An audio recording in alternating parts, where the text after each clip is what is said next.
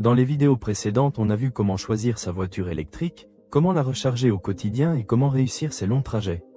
Aujourd'hui, on s'attaque à un sujet que beaucoup de gens négligent complètement avant d'acheter, et qui peut pourtant faire une grosse différence sur le long terme: comment préserver sa batterie pour qu'elle garde le maximum de capacité après plusieurs années d'utilisation.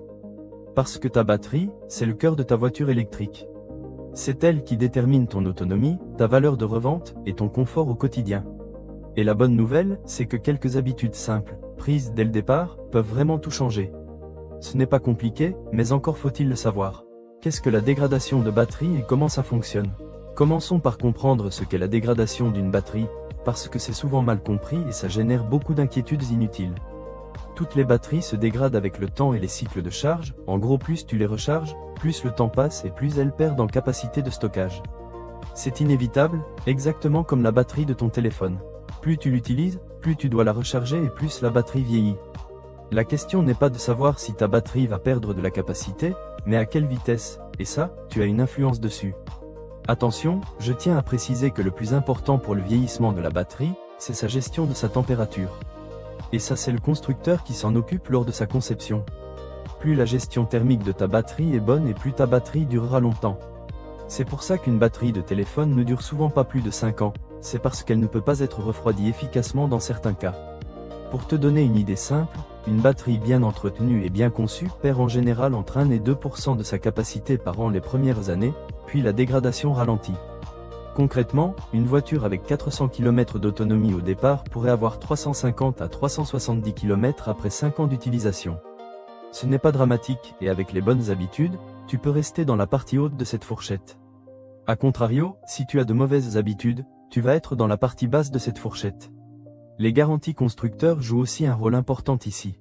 La plupart des constructeurs garantissent la batterie pendant 8 ans ou 160 000 km, avec un seuil minimum de capacité garantie, souvent à 70% de sa capacité initiale. Si ta batterie descend en dessous, le constructeur doit intervenir. C'est une vraie protection à connaître. Quelle est la chimie de ta batterie? Pour bien préserver ta batterie, tu dois d'abord savoir quel type de batterie tu as. Parce que les règles ne sont pas exactement les mêmes selon sa chimie. Il en existe principalement deux que tu vas rencontrer sur le marché aujourd'hui. La première chimie, c'est la batterie NMC, pour nickel-manganèse-cobalt. C'est la chimie la plus répandue sur les véhicules électriques haut de gamme et les voitures avec une grande autonomie. Elle offre une densité d'énergie élevée, c'est-à-dire beaucoup d'énergie stockée pour un poids donné, ce qui permet d'avoir de grandes autonomies. En revanche, elle est un peu plus sensible aux charges répétées à 100% et aux décharges profondes.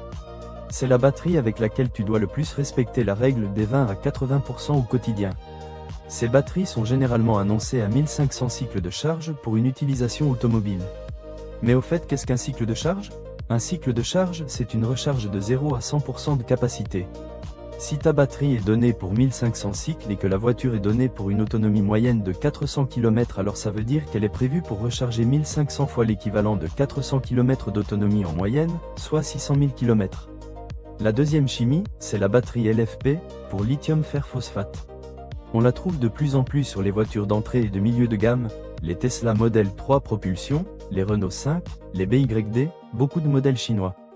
Elle est moins dense en énergie, donc les voitures qui l'utilisent sont souvent un peu plus lourdes ou ont une autonomie légèrement inférieure à batterie de même taille, mais elle est beaucoup plus robuste et tolérante.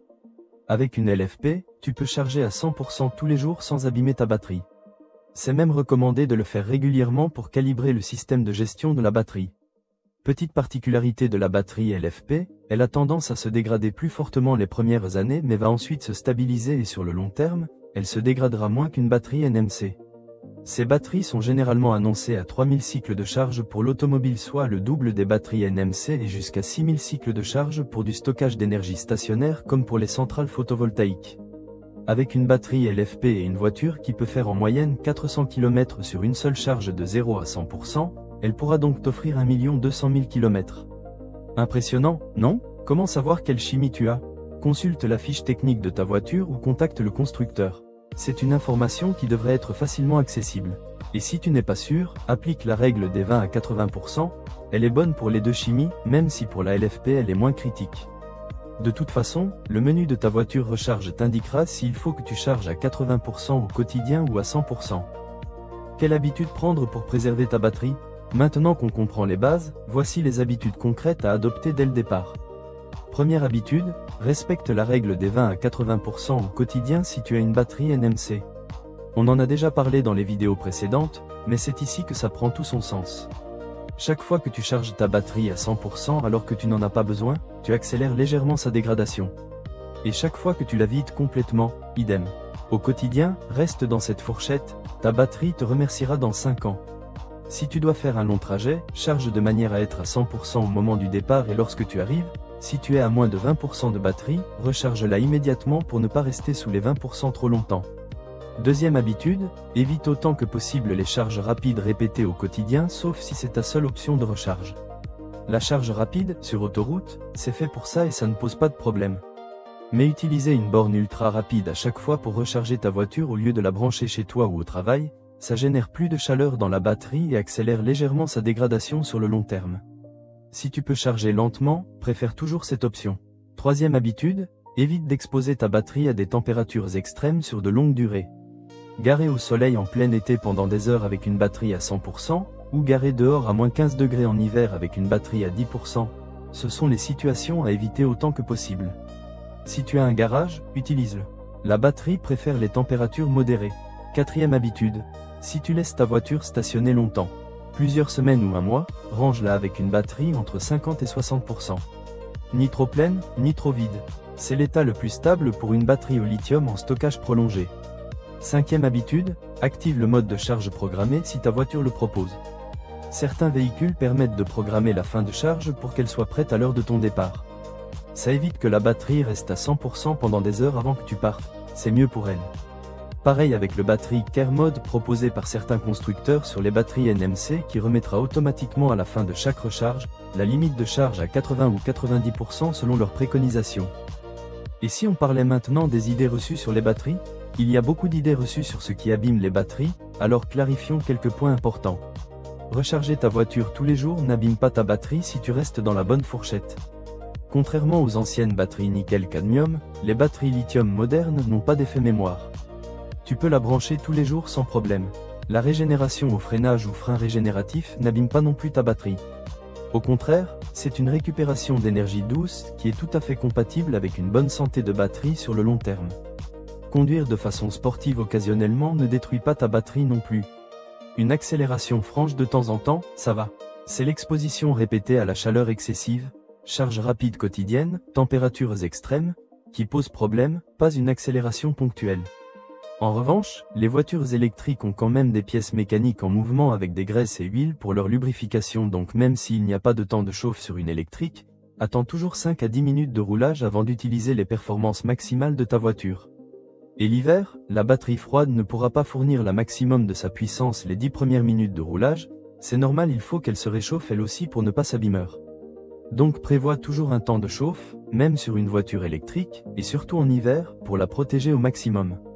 Ce qu'il faut retenir, ta batterie est bien plus robuste que tu ne le penses. Les constructeurs l'ont conçue pour durer. Tu n'as pas besoin d'en avoir peur, juste de prendre quelques bonnes habitudes simples. Pour résumer, préserver sa batterie c'est avant tout une question de bon sens et de quelques habitudes simples. Si tu as une batterie NMC, reste entre 20 et 80% au quotidien, évite les charges rapides répétées inutilement et protège ta voiture des températures extrêmes. Rassure-toi, la laisser au soleil l'été dans des conditions normales ne va pas non plus abîmer ta batterie.